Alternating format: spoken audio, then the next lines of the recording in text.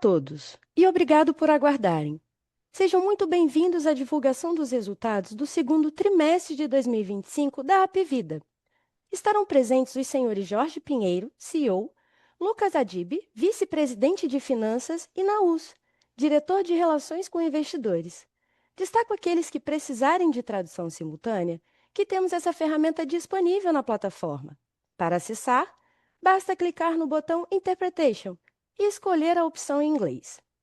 Este evento está sendo gravado e será disponibilizado no site de RI da companhia, juntamente com o material completo dos resultados. É possível fazer o download da apresentação clicando no ícone de chat. Atenção para os disclaimers que norteiam essa divulgação no final da apresentação.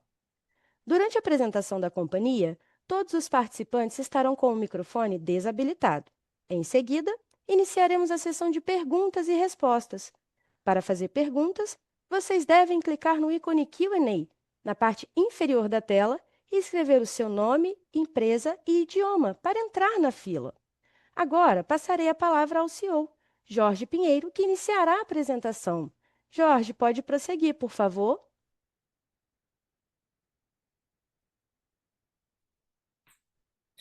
Bom dia a todos e obrigado por participarem da teleconferência de resultados do segundo TRI de 25. Estamos aqui com o Lucas, o Guilherme, o time de RI, o Renato, a Ana Luísa e o Jefferson. Gostaria de deixar algumas mensagens importantes nessa apresentação de hoje. Finalizado o processo de integração, estamos direcionando a Apvida para objetivos estratégicos de longo prazo, que irão nortear nossa empresa daqui para frente.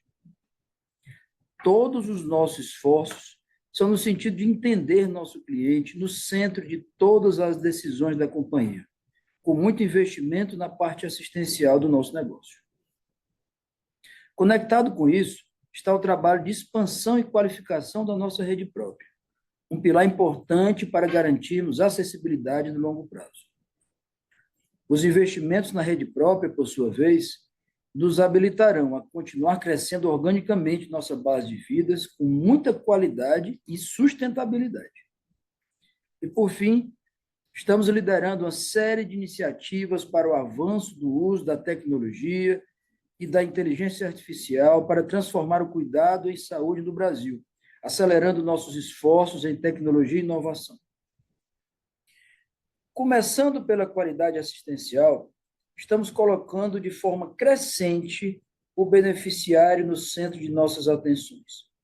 É um princípio que permeia as conversas desde o conselho de administração da empresa. A experiência do cliente tem sido uma obsessão genuína, com nossos investimentos focados em servi-los cada vez melhor. Nossos indicadores de qualidade continuam apresentando melhoras sucessivas. Na atualização do IGR, divulgado pela Agência Nacional de Saúde, apresentamos, mais uma vez, números espetaculares.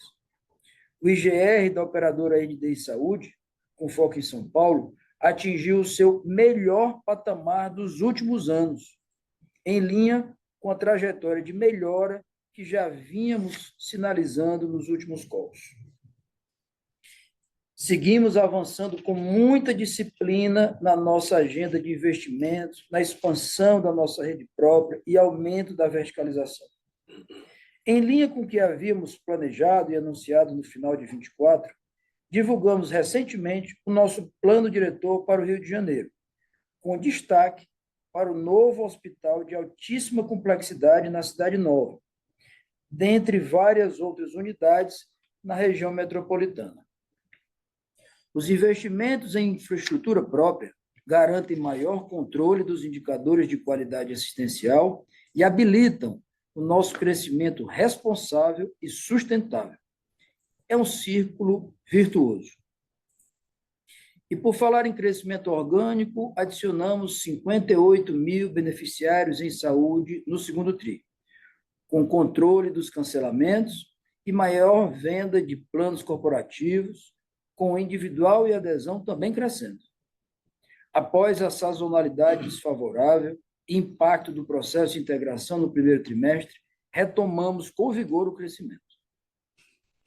Mantemos nossa visão positiva para o segundo semestre, tanto pelos indicadores de performance comercial de vendas novas e churn mais recentes que apresentam resultados alinhados com as nossas expectativas, quanto por decisões táticas com impactos de curto prazo, como campanhas de incentivo, políticas de preço e simplificação de processos.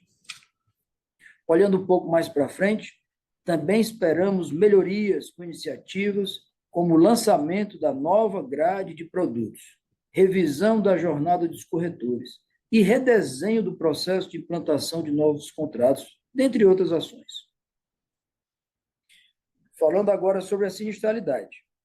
Seguimos com muita disciplina na gestão de custos, aumentando a previsibilidade da sinistralidade e comprovando a força do nosso modelo de negócio, mais que verticalizado, integrado.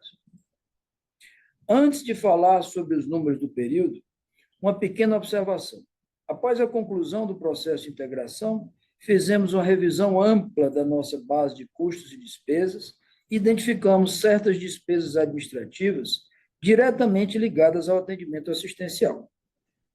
A partir desse TRI e daqui para frente, essas despesas serão reclassificadas como custos assistenciais. Os períodos anteriores foram ajustados pro forma para facilitar a comparação. O Lucas vai detalhar um pouco mais isso mais na frente. Já com essa nova visão, a sinistralidade caixa do segundo TRI de 25 foi de 73,9, 2,1 pontos percentuais acima do primeiro TRI de 25, que é uma melhora quando levamos em consideração a sazonalidade implícita, que tipicamente eleva esse indicador em torno de 2,5 pontos dos primeiros TRIs para os segundos. Lembrando que passamos também a registrar no custo os sinistros judiciais a partir desse ano. Se excluirmos esse efeito, o trimestre teria, na verdade, apresentado uma melhora de 0,7 pontos percentuais ano contra ano. Um excelente resultado para um período que foi ainda impactado por maior frequência de viroses e síndromes respiratórias e abertura de novas unidades. Finalmente, sobre judicialização, tivemos mais um trimestre com sinais positivos. Novos bloqueios líquidos estão estáveis na comparação com o primeiro TRI desse ano. No entanto, se excluirmos bloqueios duplicados, o montante reduz cerca de 7 milhões na comparação com o primeiro T de 25. Nosso time dedicado a esse tema, com profissionais de diversas áreas da companhia, que inicialmente estava focado na prevenção de novos bloqueios, também passou a atuar mais recentemente sobre estoque de depósitos, buscando reversões, recuperações, acordos e eliminações de duplicidades. Seguimos acelerados com a nossa agenda de digital e inteligência artificial, com uma série de iniciativas, como, por exemplo, o Sereia. O Centro de Referência em Inteligência Artificial em Saúde, que é fruto de uma parceria com universidades de ponta, conseguiu conectar escala de dados, rigor acadêmico e aplicação prática.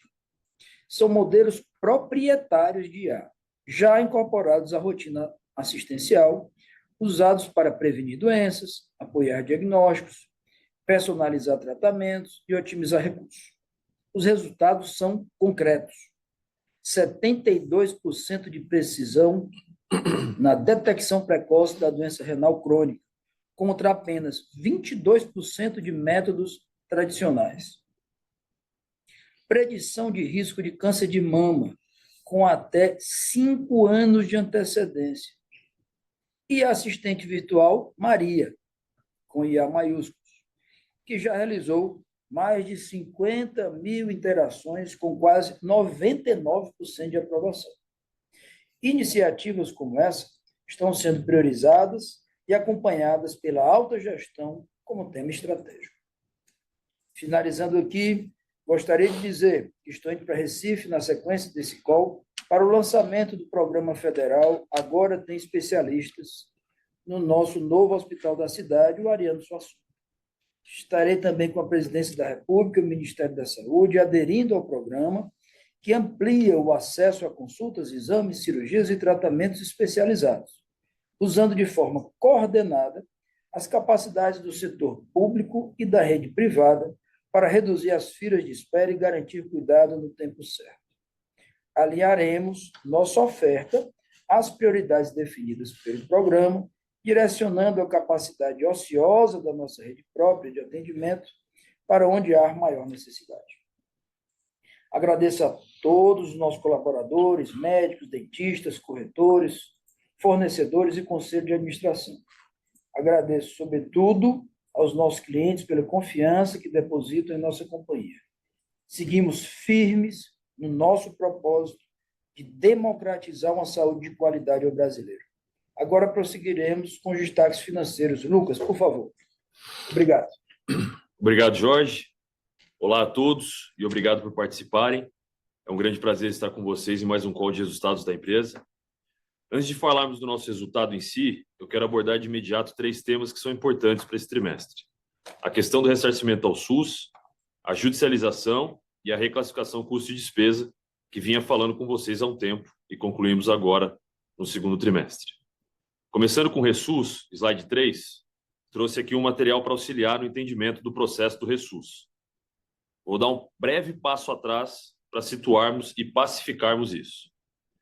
Tudo começa quando há a utilização do sistema público pelo nosso beneficiário, seja por conveniência, seja por força de lei, referente aos primeiros socorros na rede pública, como traumas e acidentes de trânsito, ainda existem os casos de diálise, parto, dentre outros. Na média, pouco mais de um ano após essa utilização, a ANS encaminha para cada operadora o aviso de cobrança de beneficiários identificados, os ABIs. A partir daí, temos um período de análise e de discussão administrativa para contestar tais ABIs, que vão desde temas relacionados à carência, abrangência, por aí vai. Quando há impugnação, os prazos podem chegar a 2 anos. Após isso, ainda na instância administrativa, caso a ANS entenda que a cobrança é devida, é emitida uma guia de pagamento, a GRU. Com a GRU recebida, realizamos o depósito numa ação judicial que discute apenas o IVR, que é a cobrança de 50% acima da tabela do SUS. Nós não discutimos os valores de cobertura da tabela SUS, ou o RESUS em si. Está tudo depositado, e a União pode levantar os valores em controvérsia a qualquer momento. O que discutimos, reforço, é apenas a majoração da tabela SUS pelo IVR, como vocês sabem. Não é um tema novo. Né?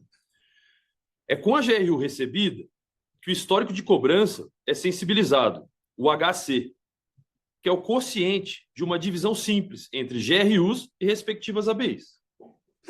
Na tabela do lado superior direito, trago os números combinados de ABI e GRU de todas as operadoras do grupo. Combinado, pois cada operadora é tratada individualmente. Pela metodologia da ANS, no ANS Gap, a provisão devida por operadora é o saldo de todas as ABIs multiplicado pelo histórico de cobrança. Bem simples, né? Temos recebido os ABIs de todas as operadoras do grupo normalmente. Contudo, a ANS deixou de enviar as GRUs da operadora ND Saúde nos últimos 2 anos e meio. Isso fez com que o HC dessa operadora ficasse defasado. Consequentemente, a provisão combinada reduziu para 57% no cálculo ponderado entre operadoras com HC elevado e ND Saúde. Isso significa que nossa provisão estava errada nos últimos 2 anos e meio? Não, uma vez que a metodologia é automática no ANS Gap e feita pela própria ANS, e seu descompasso é decorrente de uma latência da própria agência. Ao longo do segundo TRI de 25, recebemos a maior parte desse estoque, fazendo com que essas GRUs sensibilizassem o resultado devido à defasagem do HC relativa à provisão do RESUS. Ao final do TRI, tínhamos um saldo de ABI de cerca de 440 milhões e um percentual de HC de 71,2%, que é a razão entre o total de GRUs e o total de ABIs, com deslocamento temporal com relação aos saldos que vocês estão vendo na tabela, que sempre vai ter um saldo de GRU a receber, de ABIs já recepcionados.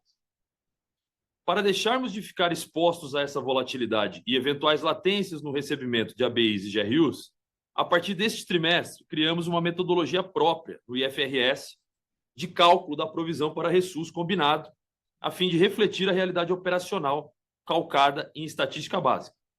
A nova abordagem passa a considerar 3 vetores principais: o histórico de impugnações, o histórico de deferimentos de pedidos administrativos e o volume efetivo de ABIs recebidos. Com essa metodologia, o índice de cobertura combinado ficou em 86%, o que gerou uma provisão extraordinária neste trimestre de 65 milhões, conforme destacado na tabela e no gráfico na parte de baixo do slide, suficiente para comportar todo estoque de GRUs não enviado até agora. Eu vou repetir isso porque é importante que vocês fiquem com essa mensagem sobre esse tema. Reconhecemos o resultado do 2T25, todo o efeito apropriado e a ser apropriado relativo ao backlog de GRUs já enviado e a ser enviado pela ANS. Ou seja, para quem se preocupou com o que deveria vir pela frente, o que mais poderia sensibilizar o resultado da empresa nos próximos trimestres relacionado a esse tema, etc., a resposta é: todo o assunto está reconhecido no resultado desse trimestre e não teremos mais one-offs sobre ressus olhando para frente. O gráfico mais abaixo apresenta a evolução da provisão total de SUS, que é a soma do ressus com a PO na SUS. Ao longo dos últimos trimestres, tivemos entre 58 e 72 milhões de reais nesse valor combinado. No segundo TRI, tivemos 202 milhões de impacto extraordinário, sendo 137 milhões das cobranças retroativas recebidas até 30/6 e mais os 65 milhões da provisão adicional que eu comentei. Os 96 milhões remanescentes incluem as novas ABIs do segundo TRI, já com o percentual de HC mais elevado e adicionando a PO na SUS, também um pouco mais elevado pelo histórico de utilização do SUS. Bom, resolvido o tema olhando para trás, agora olhando para frente, estimo que usando essa nova metodologia, o run rate trimestral de ressus e PO na SUS combinada deva orbitar entre 1,2 e 1,5 da receita líquida, caso o histórico de utilização se mantenha. Ou seja, pacificamos o tema olhando para trás e ancoramos o tema olhando para frente. Vou aproveitar aqui também a oportunidade de complementar esse item. Em dezembro de 24, vocês se lembram que comunicamos ao mercado nossa adesão a um acordo com a ANS sobre os valores históricos relacionados ao ressus e multas. No mês passado, realizamos, enfim, o pagamento da GRU da Apvida Assistência Médica referente a esse acordo e encerramos toda a discussão envolvendo essa operadora. O montante pago foi de 92 milhões, abaixo dos 168 milhões provisionados para a Apvida lá em dezembro de 24, ou seja, a maior parte do que a gente havia provisionado era para a Apvida Assistência Médica.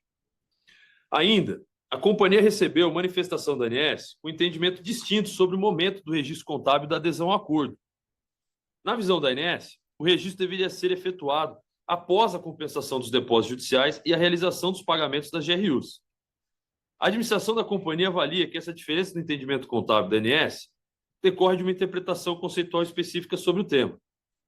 A companhia manteve o reconhecimento nas demonstrações financeiras de 24, auditadas sem ressalvas pelo nosso auditor, contendo inclusive parecer do maior especialista contábil do Brasil hoje, com base em critérios técnicos e sólidos, e revertemos temporariamente esse efeito nos balanços regulatórios de 30/6, enviados à ANS, sem impacto nenhum na validade jurídica do acordo ou na transparência das informações.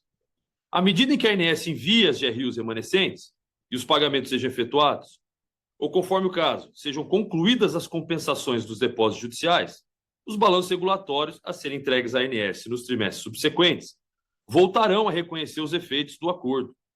Isso significa que lá em setembro, quando as informações standalone das operadoras ou ANS Gap ficarem públicas, com JOPs, vocês verão uma PSL refletindo esse efeito que eu comentei com vocês. Isso não muda, contudo, no IFRS, e essa mecânica está totalmente balizada pela norma contábil, assim como estava em 2024, mas estamos modulando isso temporariamente para atender o requisito do nosso regulador. O segundo tema que eu comentei é sobre a judicialização, no slide 4. Apresento aqui a evolução dos dados no segundo trimestre de 25, partindo das informações divulgadas no último TRI. Iniciando pela área superior esquerda do slide, Destaco a movimentação dos depósitos judiciais, estáveis tri contra tri. Partindo do saldo de 792 milhões no 1T25, tivemos 135 milhões de novos depósitos líquidos, similar aos 137 do trimestre passado. Com o aprimoramento dos nossos controles, conseguimos destacar que 18 milhões foram bloqueios em duplicidade feitos ao longo do trimestre, que não tinham voltado até o dia 30/6. Assim como tivemos 11 milhões de duplicidades no primeiro TRI 25. Então, comparando a evolução dos novos depósitos líquidos do 1T25 e 2T25, excluindo as comentadas duplicidades, passamos de 126 milhões para 117. Estamos muito empenhados em reduzir isso mais ainda para os próximos trimestres. Toda semana a gente muda algum vetor no nosso grupo, nessa dinâmica complexa. Nossa maior batalha agora está no campo dos atendimentos, inclusive muitas fraudes e abusos, envolvendo TEA e home care. Continuando, tivemos despesamentos no valor de 110 milhões, valor quase 20 milhões acima do trimestre anterior e que reflete uma maior produtividade do judiciário nos meses de abril e maio, quando observamos a série histórica sazonal, além de maiores esforços da nossa cédula de judicialização, que vem intensificando os esforços de pacificação, realizando mais acordos para a realização de procedimentos, seja na rede própria, seja na rede credenciada a partir desses acordos. Esse time passou a olhar mais recentemente para depósitos e bloqueios mais antigos, acessando as partes da tentativa de acordos.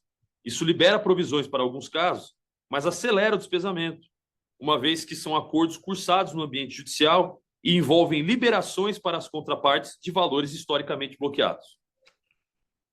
No canto inferior esquerdo, provisões cíveis, partindo do saldo de 838 milhões no T25, registramos novas provisões líquidas de reversão no valor de 55 milhões, incluindo 16 milhões de custas processuais.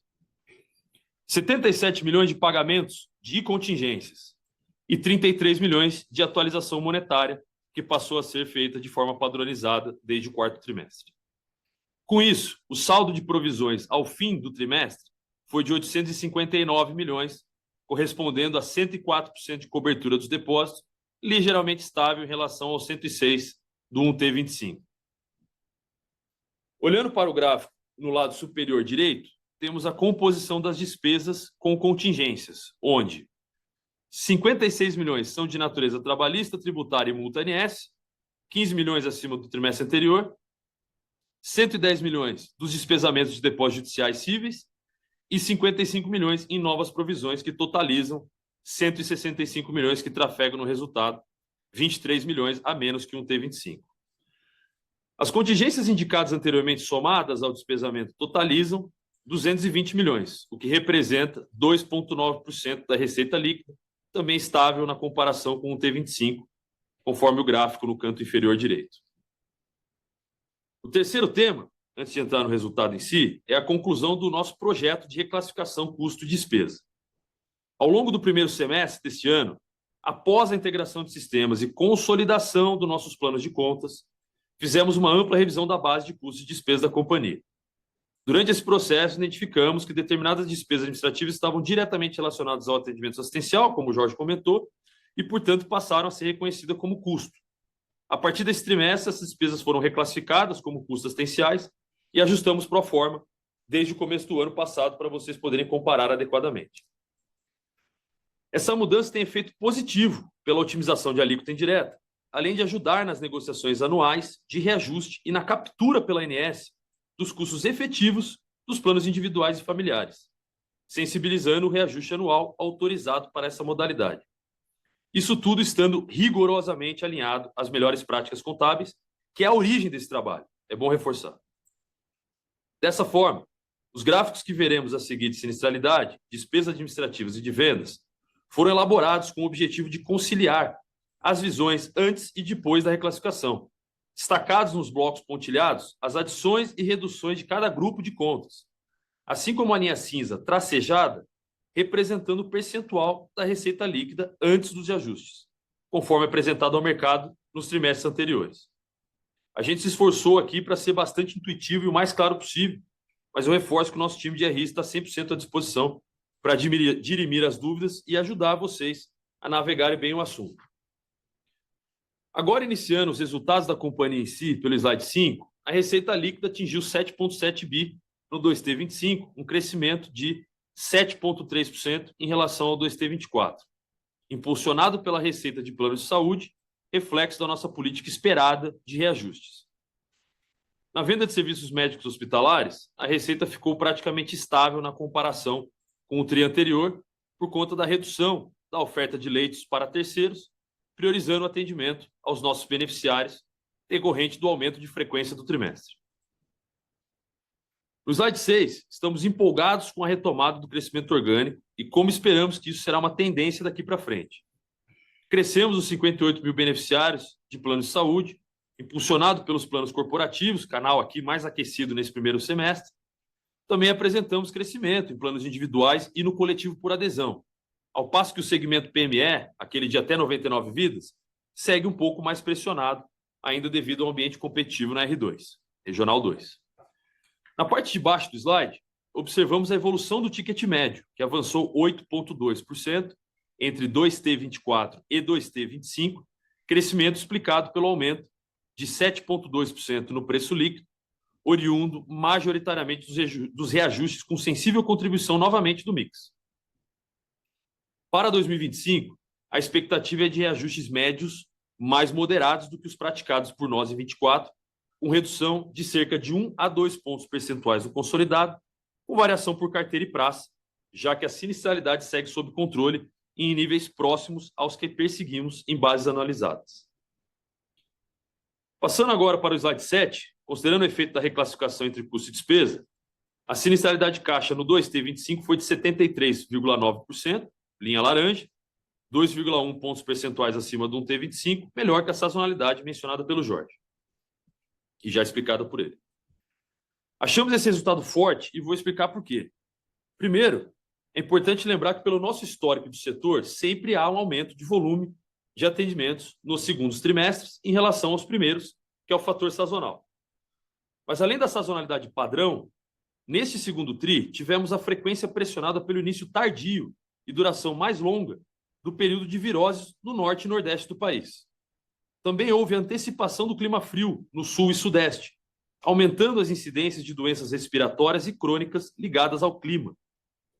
Adicionalmente, tivemos a abertura de mais de uma dezena de novas unidades ao longo do período, incluindo hospitais, que em fase inicial de operação acabam pressionando a margem no curto prazo. Por fim, temos também, desde o início do ano e por dentro do sinistro, custos incorridos a partir de acordos que conseguimos fazer fora do ambiente judicial, a fim de mitigar o efeito dos despesamentos no contexto da judicialização. Portanto, quando a gente considera todos esses fatores de pressão adicional, a gente fica satisfeito, sim, com a diluição ano contra ano nessa linha. No gráfico abaixo, eu apresento a evolução das reclamações de beneficiários perante a ANS. Houve uma queda de 40% em relação a janeiro de 24. Isso é fruto dos nossos investimentos em tecnologia, gestão, treinamento e pessoas, com a ampliação da nossa capacidade de atendimento, que pode ser observada nos gráficos do slide seguinte. Estamos colocando cada vez mais o beneficiário no centro de tudo, como o Jorge comentou, e isso tem permeado todas as discussões do Comitê Executivo, da estratégica tática, muito puxado pelo Dr. Cândido, Pinheiro e pelo Jorge. Uma real obsessão como podemos tratar melhor o nosso beneficiário e esperamos que os frutos disso fiquem cada vez mais evidentes.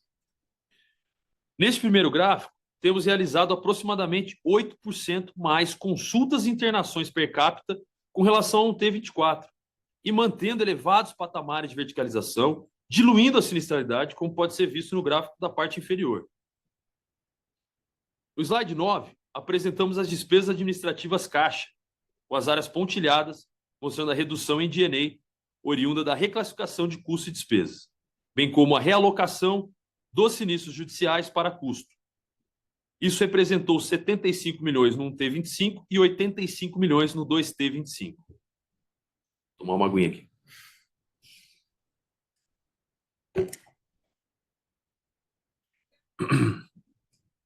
Além disso, para fins de comparação, estamos apresentando os dados de 2024, incluindo os efeitos extraordinários da recalendarização das contingências judiciais e excluindo o impacto do acordo ANS do fim do ano. Com esses ajustes, o D&A do 2T25 foi de 426 milhões, o que significa uma redução nominal de 20 milhões em relação ao T25, seguindo a nossa meta de aproximar nominalmente, excluindo provisões, o DNI ano contra ano. Estamos no caminho. Aqui eu gostaria de comentar os seguintes pontos positivos do trimestre. Tivemos 37 milhões em outras receitas e despesas, principalmente pela reversão de 26 milhões decorrente da liquidação antecipada de uma de nossas aquisições e ganho de 22 milhões em ambiente arbitral, de reembolso junto ao vendedor de uma outra aquisição que nós fizemos no passado. Ambas excelentes negociações feitas pelo nosso time de pós-M&A. É um não recorrente que tem aparecido quase que de forma recorrente nos últimos trimestres e há espaço para outros, mas terá um fim naturalmente. Na linha de pessoas, foram 22 milhões, majoritariamente explicados pela reversão de provisões relacionadas à remuneração variável e pela racionalização de certas áreas após a integração realizada no fim do ano passado. No âmbito negativo, tivemos 23 milhões em contingentes e tributos, impactados principalmente por multas ANS, refletindo o aumento da produtividade do órgão na emissão de autos de infração, incluindo o pagamento antecipado de 20 milhões em multas para aproveitar os descontos de 40% oferecidos nessas circunstâncias, conforme a nova estratégia adotada para a defesa administrativa. Uma boa parte dessas multas não entrou no acordo que fizemos no fim do ano passado, porque os autos não haviam sido enviados para nós ainda. As variações de contingência que mostrei há pouco também explicam os 23 milhões mencionados anteriormente. Também houve 18 milhões em serviços de terceiros, cujos principais fatores foram nos honorários advocatícios, um aumento de 8,1 milhões, principalmente devido ao pagamento no sucesso de determinados processos e recuperações de bloqueios, e maiores gastos com consultorias envolvidas em projetos de reestruturação do back-office, com foco em ganhos de eficiência e revisão de processos, que vão desde a melhoria no ambiente de controle, digitalização, automação e afins. Seguindo para o próximo slide número 10, as despesas de vendas, já considerando os efeitos da reclassificação do custo de despesa que foi mencionado, quero destacar 3 pontos. Primeiro foi a redução de 18 milhões em comissões, decorrentes da recuperação pontual de comissões canceladas, de acordo com a política de clawback. Redução de 13 milhões em PDD, reflexo da melhora na recuperação de créditos vencidos, com desempenho superior ao observado num T25. Aqui costumam surgir questões sobre a cobertura da PDD e a sua eventual vitalidade. Queria destacar que a companhia é 100% aderente ao IFRS 9, que é a norma que rege as provisões para perdas esperadas em seu contas a receber, em que analisamos o perfil e comportamento da carteira de clientes aberta, com critérios específicos para cada segmento. Essa metodologia foi aperfeiçoada no fim de 24, após estudos realizados, inclusive em conjunto com os nossos auditores, e substituiu o modelo anterior, que era baseado em títulos vencidos e não totalmente aderente ao IFRS 9.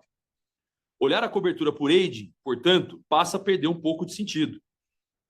Por fim, aumento de 28 milhões em publicidade e propaganda, de acordo com a concentração de campanhas institucionais no segundo trimestre, uma das tônicas que estamos utilizando para alavancar o crescimento orgânico da companhia. Passando para o slide seguinte, número 11, o nosso EBITDA ajustado, excluindo o impacto extraordinário do Ressus, foi de 905 milhões, com o impacto mencionado, 703. Na parte de baixo, o lucro líquido ajustado atingiu 300 milhões de reais no 2T25, da mesma forma, excluindo o efeito que eu mencionei. Lembrando que tivemos mais 2 one-offs impactando o resultado financeiro. Um deles foi de 46 milhões do levantamento de depósitos tributários, em 2 casos envolvendo um ISS e o segundo FAP na NDI Saúde São Paulo, cuja atualização monetária impactou o resultado financeiro. Isso ocorreu agora porque o ATM até 30/12/24 era feito na linha de contingências para provisão e resolvemos isso com a unificação desse fluxo, mas acabou impactando agora na baixa. E o outro foi de 26 milhões de juros e multa, que vieram junto com as cobranças retroativas do Ressus daquilo que foi impugnado e perdido, uma vez que, historicamente, a Notre Dame sempre impugnava 100% dos seus ABIs, e essa prática mudou em 24, passando a impugnar apenas o que de fato deveria ser discutido. Ou seja, para frente isso deveria reduzir bastante.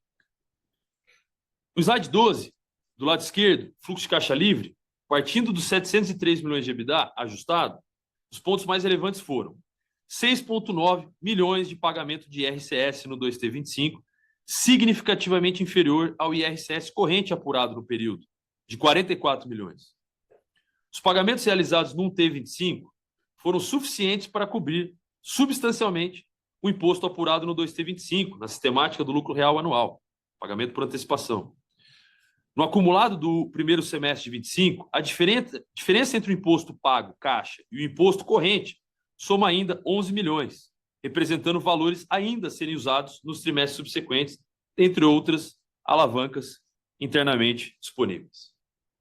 47 milhões estão relacionados às provisões e depósitos cíveis líquidos, sendo 165 milhões de provisões e despesamentos de depósitos judiciais, que afetam o EBITDA ajustado, mas não tem impacto caixa, 135 milhões em novos depósitos judiciais cíveis líquidos, 77 milhões em pagamentos efetivos de ações judiciais.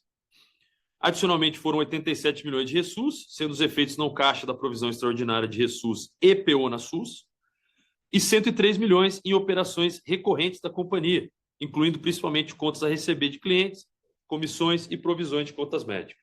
Cagiro. Totalizamos uma geração de caixa operacional de 507 milhões, ou seja, 72% de conversão de EBITDA em caixa operacional, pouco acima do histórico por conta do efeito das provisões que mencionei. Passando para o último slide, 13, encerramos o trimestre com a dívida líquida 150 milhões abaixo do 1T25, uma vez EBITDA ajustado, seguindo aqui o nosso plano de desalavancagem gradual e orgânica.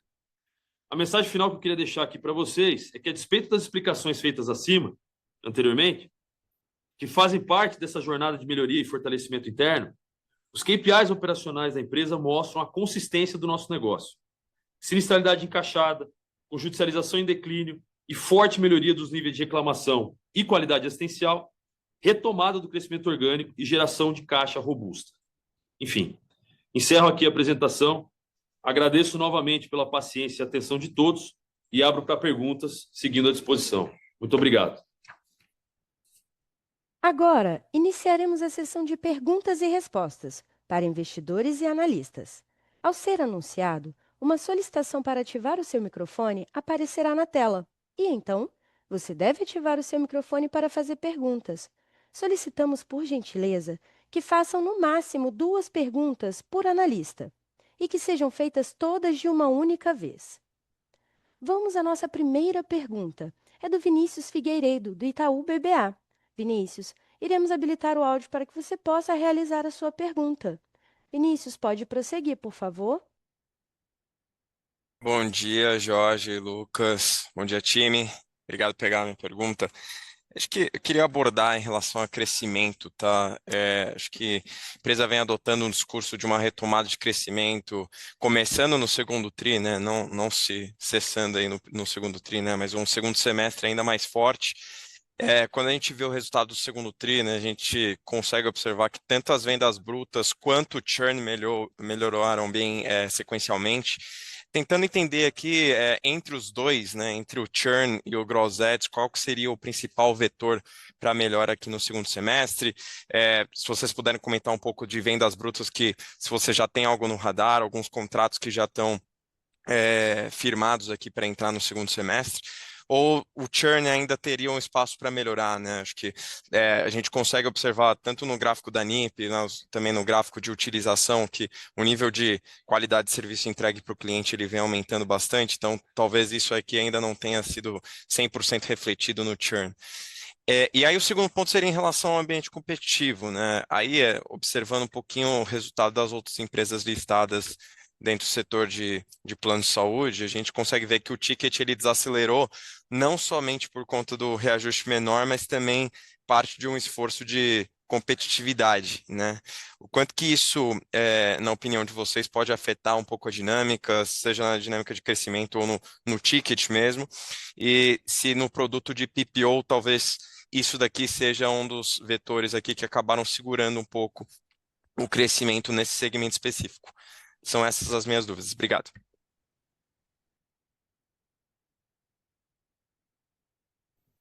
Ô, Vinícius, obrigado pelas suas boas perguntas. Sobre crescimento, sim, a gente está animado com essa retomada de crescimento, já era parte do nosso plano. Os nossos times desonerados da agenda de integração, a gente foca, como a gente falou aqui, em crescimento, inovação e melhoria do atendimento para o cliente. Essa é a nossa tríade que a gente tem atuado. Então, a governança toda foi direcionada para essas três agendas. A gente tem bons olhos e bons motivos para ficar animado, tanto com a venda bruta quanto a redução de churn. Há metas para ambas. A gente vê espaço e tem uma série de iniciativas para redução de churn, não só as ações de melhoria assistencial, que tem um resultado objetivo, assim como mais aproximação do cliente, encontrar mais alternativas para ele, quando ele tiver com alguma dificuldade financeira, etc.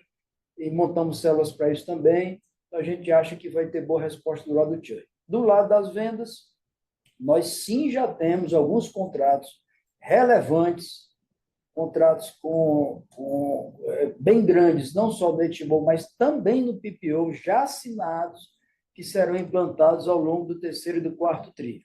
Adicionalmente a isso, o pipeline corporativo está bem robusto. Então, a gente está animado que, com o crescimento do varejo, que vem acontecendo no Brasil todo, regiões como, por exemplo, o Sul, Rio de Janeiro, aqui o próprio São Paulo começou também a aquecer. Então, essa combinação de melhoria do churn e o pipeline robusto e aquecimento dos canais de varejo podem nos levar, pelo menos a gente já trabalha, acredita, a um crescimento interessante no segundo semestre.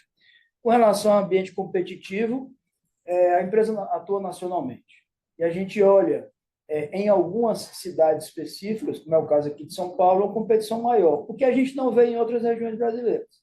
Aqui a gente vê muitas empresas sendo mais agressivas. A nossa principal preocupação é no sentido de manter uma estrutura de custos e qualidade assistencial que nos permita ser sustentavelmente competitivos, e nós temos condição para isso. A gente fez e está fazendo revisão de preço, rede de produto, em todo o Brasil, em especial aqui em São Paulo, e as vendas têm respondido, sim. Então, a gente está bem animado e a competição, sim, é mais forte em alguns bolsões especificamente, mas nós temos estrutura de custo para ser bem competitivo. Excelente. Muito obrigado pela resposta, Dr. Jorge. Vamos à nossa próxima pergunta. É do Leandro Bastos, do Citi. Leandro, iremos habilitar o áudio para que você possa realizar a sua pergunta. Leandro, pode prosseguir, por favor? Bom dia, pessoal. Obrigado. São duas aqui também. Acho que a primeira ainda no tema aqui do comercial, acho que na abertura aqui o Dr. Jorge comentou de nova grade de produto e também revisão na política de comissionamento. Queria pegar um pouco mais de detalhes aqui de quais que são as principais iniciativas e se a gente já teve contribuição desses vetores no Q2 ou se seria mais aqui uma ideia para o segundo semestre. Esse é o primeiro ponto. O segundo, mudando aqui para a judicialização, né, a gente viu aqui o número de novos depósitos aqui meio estável, né, na figura sequencial, até ajustando ali as duplicações, uma leve queda. Se vocês pudessem comentar aqui como é que vocês estão vendo assim, o fluxo de novos processos e também o que das iniciativas micro da empresa, que a gente vem comentando já alguns tris, né, do grupo de trabalho, o que isso aqui também já vem avançando e ajudando aqui a controlar um pouco essa linha. O que dá para esperar de tendência aqui, tanto para depósito como também para a parte de contingência? São essas as perguntas. Obrigado.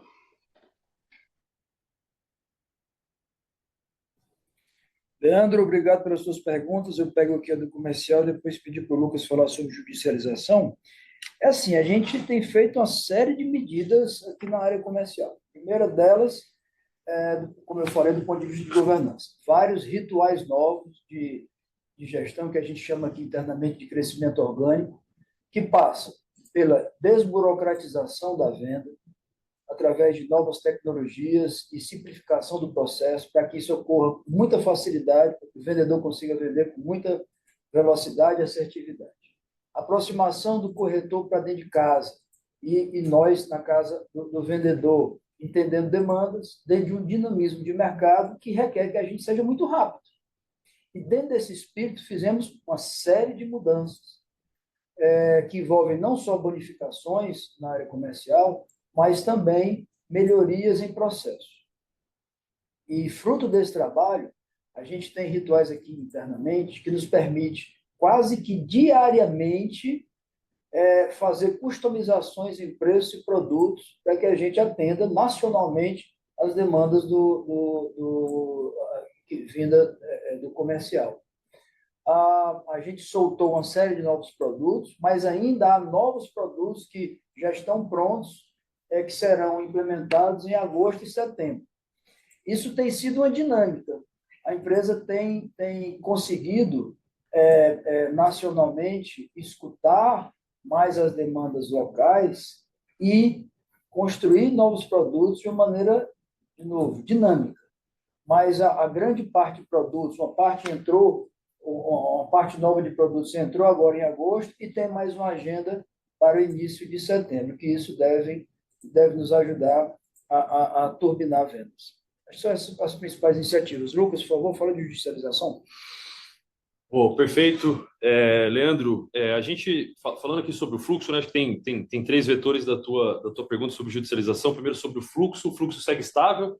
Quando a gente olha aqui a quantidade de demandas semana após semana ao longo desse trimestre, ela foi relativamente estável em relação com o que a gente vem observando no passado, então nem está caindo as novas demandas, nem estão subindo, então esse fluxo ele segue estável, tá? A nossa visão prospectiva é que a gente está ajustando ali alguns ponteiros nessas negociações, entrando em alguns acordos com abordagens diferentes, pensando em coisas fora do curso normal, especialmente em TE e Home Care, que hoje representam aqui mais da metade das nossas discussões de bloqueios e despesamentos históricos, né? Temas bastante críticos para nós, em praças muito específicas, então estamos investindo em qualificar nossa rede em algumas localidades para poder ser mais assertivo em acordos, trazendo para a nossa rede própria. Outras, a gente está fazendo rede de apoio com os credenciados nessas localidades para poder suportar, né, os maiores impactos, tanto TE, Home Care e outros também, está falando de cirurgia oncológica. Então, tem bastante vetor aqui dentro desse grupo que envolve mecânica de acordo, regionalização, formas de atuação nos principais temas que acabam impactando a judicialização que estão acontecendo, e aí a gente, né, nesse organismo vivo, que ele é muito dinâmico, tem situações ali que acabam surgindo novas e a gente vai tratando isso de uma maneira muito customizada ao longo desses próximos trimestres, que faz com que a gente tenha aqui uma expectativa, e não é uma promessa, né? Acho que precisa ficar muito claro isso, é uma dinâmica complexa, multivetorial, tem uma série de impactos que podem surgir aqui de uma série de frentes. Então, tem uma expectativa de que a gente consiga reduzir isso ao longo dos próximos trimestres, né? Pelo menos estabilizar. A gente conseguiu estabilizar aqui quando a gente olha tri contra tri, mas há uma expectativa, né, nessa tendência de que a gente consiga reduzir, e estamos gastando muita energia, muito foco, muita gente boa trabalhando para obter esses melhores resultados nessa frente. Ótimo, Bem a tua pergunta. Perfeito. Super obrigado. Bom dia. A nossa próxima pergunta é do Samuel Alves, do BTG Pactual. Samuel, iremos habilitar o áudio para que você possa realizar a sua pergunta. Samuel, pode prosseguir, por favor?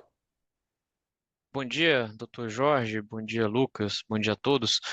São duas perguntas aqui do nosso lado. A primeira delas, eu queria explorar um pouquinho o PME, né? Vocês passaram um discurso construtivo aí de crescimento orgânico, né, para frente, segundo semestre, falaram muito, né, da revisão de preço e produto. Queria ouvi-los um pouco especificamente sobre o PMS e essas iniciativas, né, de mudança de relacionamento com o corretor, nova grade de produtos, ela está um pouco mais concentrada no segmento PME, até porque vocês mencionam, né, o cenário competitivo no PME como um pouco mais acirrado, né, no release, só para explorar um pouco desse ponto no PME, para tentar entender se o crescimento orgânico que vocês esperam, pelo menos no segundo semestre desse ano, deve estar mais concentrado em grandes contas. Ficou essa impressão para a gente, queria validar esse entendimento com vocês. Essa é a primeira pergunta. E uma segunda pergunta, até um questionamento que a gente recebeu muito aqui, e ficou super claro o nível recorrente de ressus que vocês apresentaram ali né, durante a apresentação inicial. Só para abordar um outro tema, que são os autos de infração da ANS, né, que eles acabaram poluindo um pouco as despesas administrativas da empresa, né, ficou a impressão que teve também um certo backlog sendo zerado dessas multas da ANS, né, teve um impacto de mais de 30 milhões de reais no segundo trimestre. Se vocês pudessem, eu não sei se vocês teriam um run rate recorrente dessa linha, se ela foi de fato, né, muito mais alta por conta de zerar o backlog, se vocês tiverem alguma cor da recorrência com relação aos autos de infração, né, da ANS. É isso, muito obrigado. Ô, Samuel, obrigado pelas suas perguntas. Começando aqui sobre o PME. De fato, o canal corporativo, a gente tem sido super competitivo, tem caminhado super bem. No canal varejo, também olhando de uma maneira mais global, considerando o individual, mais afins, mais pequenas empresas, no geral, a gente vem chegando cada vez mais próximos das nossas metas, superando números históricos, isso tem sido muito bom. Agora, dentro do canal varejo, especificamente no PME, é aqui onde tem a maior competição no Brasil como um todo, por ser um canal que tem livre reajuste. Então, muitas operadoras acabam sendo mais agressivas para poder aplicar reajustes muito fortes no ano seguinte. A gente tem a melhor precificação e temos o menor reajuste historicamente, sempre considerando o portfólio todo, 30%, 40% menor do que o mercado.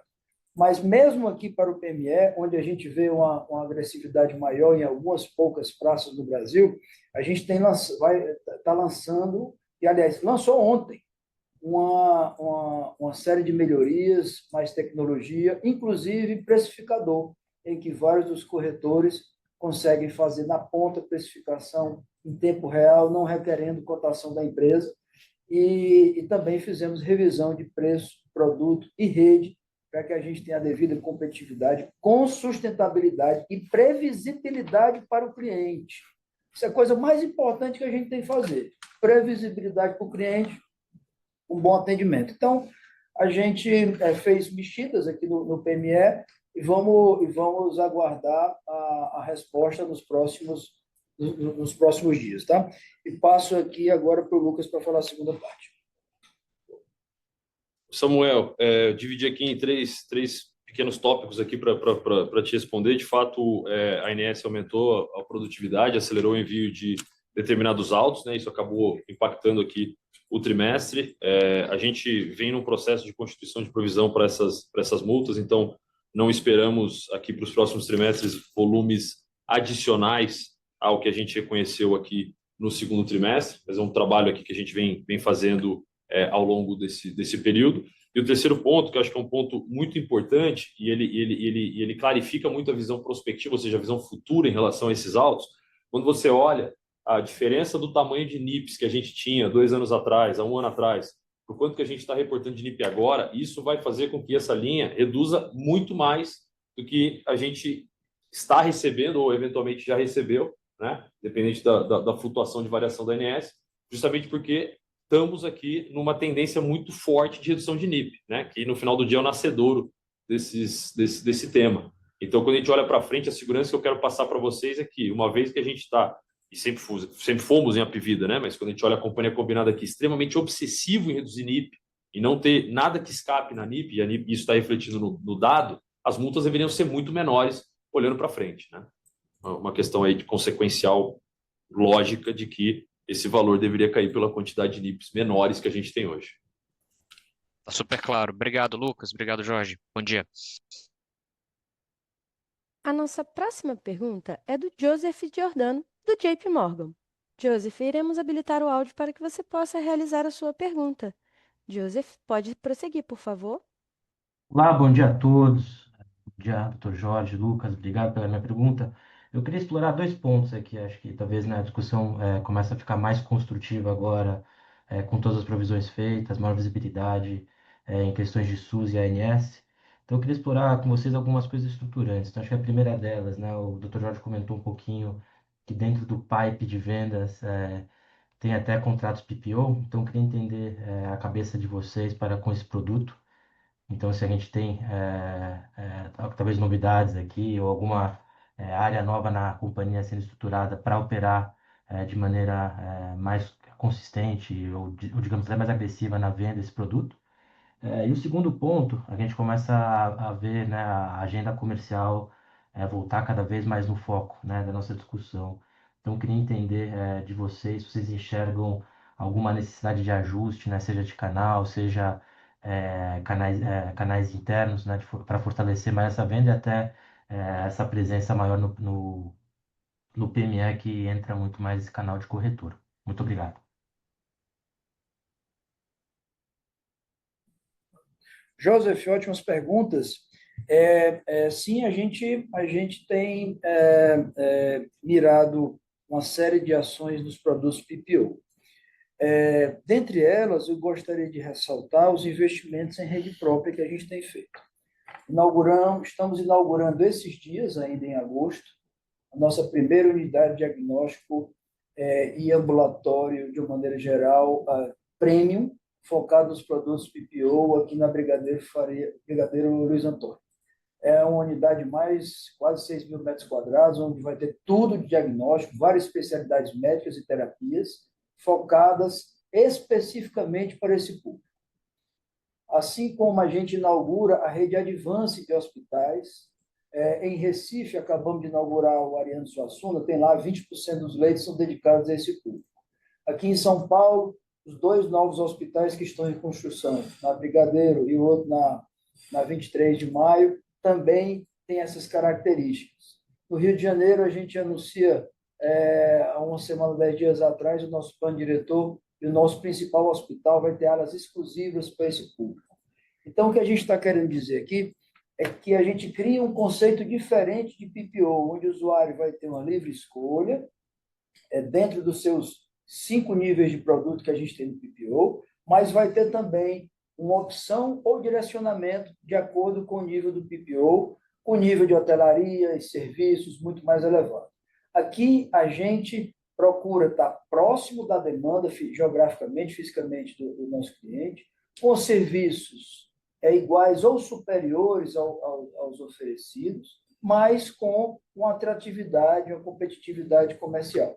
Então, a gente sim vem tomando medidas para acelerar e retomar crescimento nos canais PPO, mas de uma maneira sustentável que traga previsibilidade para o usuário também nesse canal, que é o PPO, que é onde tem mais instabilidade para o usuário. Todo o Brasil se queixa muito de reajustes mais fortes no PPO, porque está muito exposto à rede credenciada. Então, a gente quer corrigir essencialmente isso, levando o que o usuário quer, mas também com previsibilidade e bom serviço.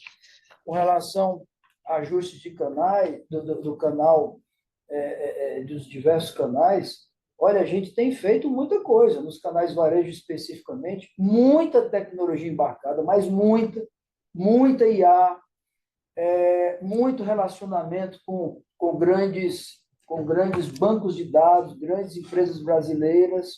Temos aí, fechamos acordos com 5 grandes empresas brasileiras que têm bancos de dados muito grandes, onde a gente vai poder ofertar nosso serviço. E vai ter mais novidade também nos canais varejos nos próximos poucos dias, que a gente vai, inclusive, fazer divulgações ao mercado. Então, a gente está super ativo, a governança da empresa está pronta, acho que o time está forte de varejo, da venda tradicional, muito embarcado com tecnologia, e nós vamos ser pioneiros em muita coisa, inteligência artificial, embasando o processo comercial. Então, a gente está aí pelo menos com ações robustas que poderão nos levar a crescimento sustentável. Perfeito, muito obrigado. A nossa próxima pergunta é do André Salles, do UBS. André, iremos habilitar o áudio para que você possa realizar a sua pergunta. André, pode prosseguir, por favor. Bom dia, doutor Jorge, Lucas, obrigado aqui pelo espaço para fazer perguntas. Eu queria explorar ainda um pouquinho a parte de novos produtos aqui. Se vocês puderem especificar se eventualmente a gente tem alguma mudança que vocês esperam nos protocolos de atendimento dessa rede verticalizada, mais flagship aqui que vocês estão lançando, principalmente São Paulo e Rio. E se vocês puderem dar uma cor também de precificação comparada à média da companhia aqui desses novos produtos. E a minha segunda pergunta é com relação ao plano diretor no Rio de Janeiro que vocês divulgaram recentemente. A gente passa por um momento bem particular ali na dinâmica competitiva das operadoras no estado, né? Queria entender se o foco da companhia aqui está estritamente na expansão orgânica, que naturalmente leva um pouco mais de tempo, ou se a companhia entende que seria uma boa hora, eventualmente, de acelerar a expansão nessa praça aqui de maneira inorgânica também. Obrigado.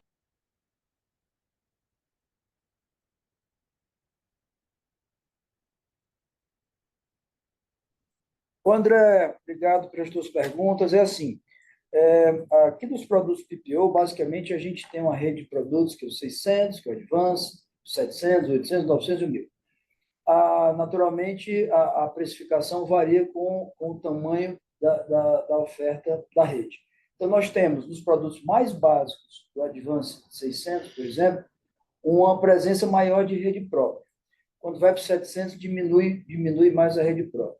Assim, e vai cada vez reduzindo mais, chegando até no 1000, com utilização mais baixa. Isso dá mais ou menos ali 14%, 15% de utilização, considerando todo o bloco PPO de utilização da rede própria. A gente acredita que com essas novas unidades a gente vai aumentar a participação. Nós vamos fazer muito exame em casa, nós vamos fazer pré-agendamento, não vai ter fila, vai ter laudo na hora para todos os exames, com concierge. Então, são uma série de inovações que a gente está feito para conquistar o usuário de toda essa gama de produtos PPO. Então, a gente inaugura com ambulatórios e ao longo que os novos hospitais da rede Advance vão ficando prontos, a gente vai poder ofertar, e eu tenho segurança, porque, dado que a gente tem hoje, sem grandes esforços, 14% de utilização da nossa rede própria no PPO, imagine com essas unidades dedicadas, com concierge, com aconselhamento, com orientação, com direcionamento, com fast track de atendimento para o produto, a gente tem certeza que vai ter uma participação muito maior, dada a qualidade de serviço que a gente está ofertando. Com relação à precificação, nós já estamos com preço novo, tabela nova, rede nova no mercado, está rodando a partir de agosto, já está na rua, isso a gente não deve ter grandes novidades no curto prazo, né? Com relação ao Rio de Janeiro, a gente anunciou um plano diretor que prevê uma hierarquização de rede, hospital de altíssima complexidade, incluindo hospitais de média e baixa complexidade, unidades de pronto atendimento, diagnóstico, correndo e abrangendo todo o Grande Rio. A gente tem certeza que o usuário vai ter próximo da casa dele, próximo de onde ele trabalha, sempre unidade Apvida para fazer o atendimento de acordo com a complexidade e com níveis diferenciados de hotelaria. E a resposta já tem acontecido. Agora, o Rio de Janeiro tem mostrado expansão, os canais de varejo têm ido muito bem. Com relação a M&A, muito objetivamente, a gente está sempre aberto a opções de mercado, está sempre escutando. Naturalmente que a opção inicial de expansão orgânica pode ser complementada aqui e acolá por alguma opção em que uma rede adquirir um hospital, uma unidade, seja mais rápido, mais eficiente do que construir. Então, a gente sempre pesa essas duas variáveis, ou eventualmente algum portfólio onde a gente constrói um hospital novo, tem uma rede própria nova, a gente pode ter isso, mas sempre com muita racionalidade, muito pé no chão e sempre observando o nosso compromisso de desalavancagem. Super claro, doutor Jorge, muito obrigado. A sessão de perguntas e respostas está finalizada. Com isso, o evento de divulgação dos resultados do segundo trimestre de 2025 da Apvida está encerrada. A área de Relações com Investidores permanece à disposição. Muito obrigada por sua participação e tenha um bom dia.